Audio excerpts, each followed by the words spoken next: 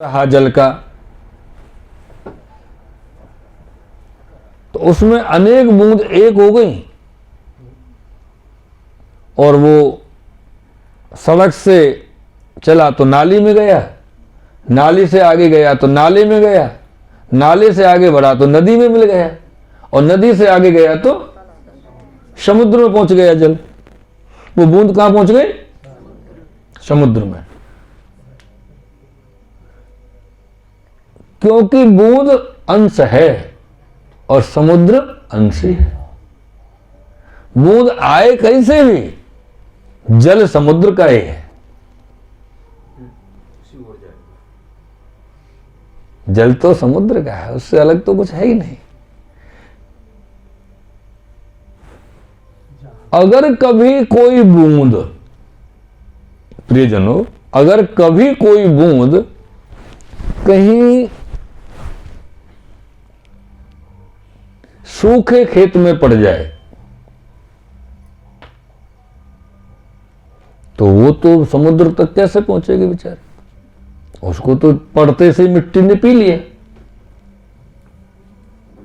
सूख गई मिट्टी। लेकिन वो बूंद खत्म नहीं हुई है,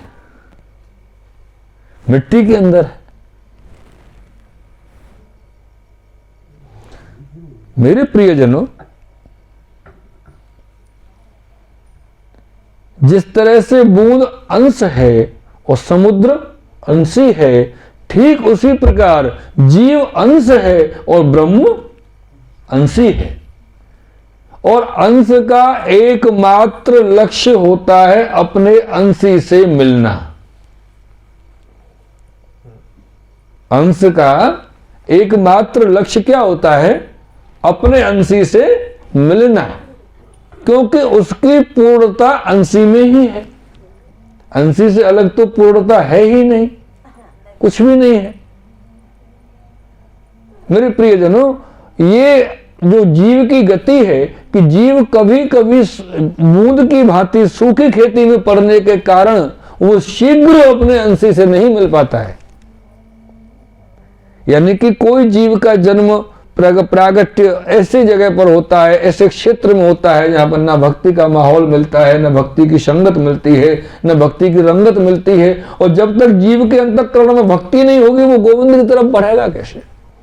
उसको पोषण नहीं मिलेगा। जैसे हमें पौधा लगाते हैं तो उसको बड़ा करने के लिए समय समय पर जल देना होता है, पानी देना होता है उसकी जड़ में, तभी तो पौधा बड़ा होता है। तो जीव को ईश्वर तक पहुंचने के लिए, उस बूंद को सागर तक पहुंचने के लिए पोषण की जरूरत होती है। और पोषण कब मिलेगा? जब उसको अनेक भक्तों का संग मिलेगा। तो वो जो खेत में पड़ी अकेली बूंद है, वो खेत में पड़ी जो अकेली बूंद है प्रियजनों, वो कब जाकर के समुद्र से मिलेगी? वो कब जाकर के समुद्र में समाहित होगी? वो कब जाकर के समुद्र में एक रस हो जाएगी? वो एक रस होना चाहती है, वो समुद्र से अलग नहीं होना चाहती। वो बूंद बूंद बन के नहीं रहना चाहती, वो भी समुद्र में बूंद मिलकर के समुद्र बन जाना चाहती है।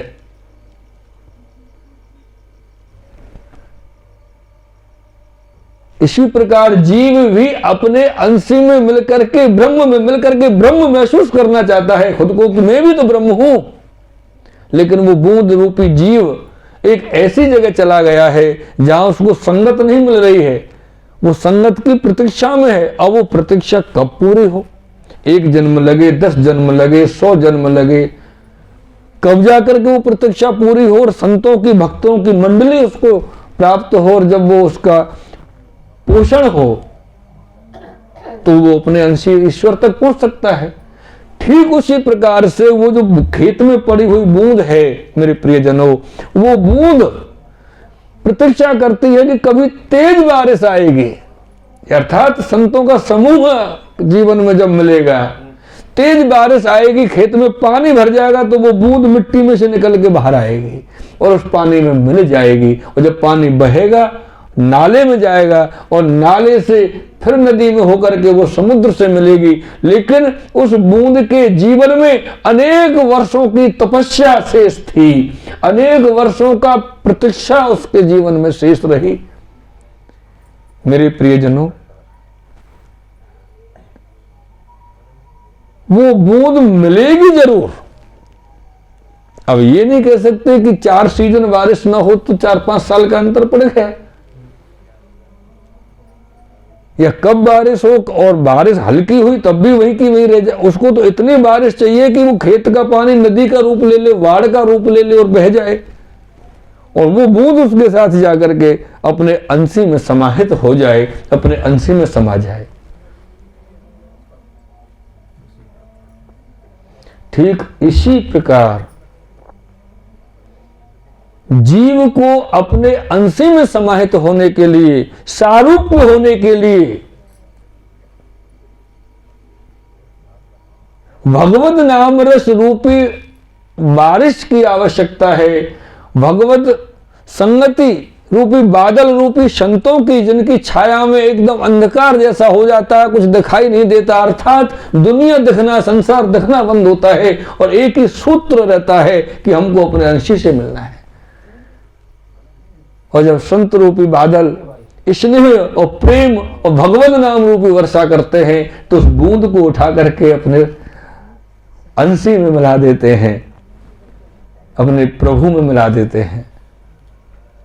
लेकिन इस बूंद को इतना मिलने के लिए कितने वर्ष, कितने जन्म साधना करनी पड़ी, तपस्या करनी पड़ी, अर्थात धैर्य रखना पड़ा, धीरज रखना पड़ा कि नहीं, एक दिन तो ऐसा आएगा जिस दिन मैं अपने अंशी से जाकर के मेरी मुलाकात होगी, मैं उसमें समाहित हो जाऊंगी। शायद एक दिन तो ऐसा आएगा, प्रतीक्षा की उसने। और इसके लिए जीव के अंदर अखंड आनंद और अनंत आनंद की अनंत प्राप्ति अनुभव होना अति आवश्यक है। और उसके लिए ये अखंड आनंद, अनंत आनंद जो है ये प्रेम पर निर्भर करता है साहेब, और प्रेम दान पर निर्भर करता है। और प्रेम दान पर जब निर्भर हो गया तो प्रेम दान समर्पण पर निर्भर करता है, और समर्पण प्रेम पर निर्भर करता है। अर्थात लौट के वहीं आ गए कि आपका समर्पण कैसा है ये आपका प्रेम बताएगा, और प्रेम कैसा है ये आपका समर्पण बताएगा। अस्तु हो जीव को स्वयं के ऊपर स्वयं की कृपा करना अति आवश्यक है। पहला कार्य, जीव को स्वयं की कृपा स्वयं के ऊपर ही करनी है।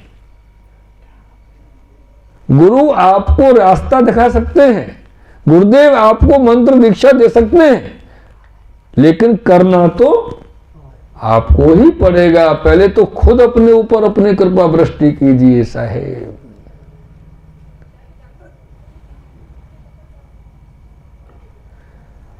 जितने भी जीव भूतल पर विद्यमान हैं ये एक ईश्वर अंश की वो बूंद है जो अपने अंशी में समाने के लिए, समाहित हो जाने के लिए, तादृश हो जाने के लिए, अर्थात जैसा समुद्र दिखता है वैसे वो भी दिखे।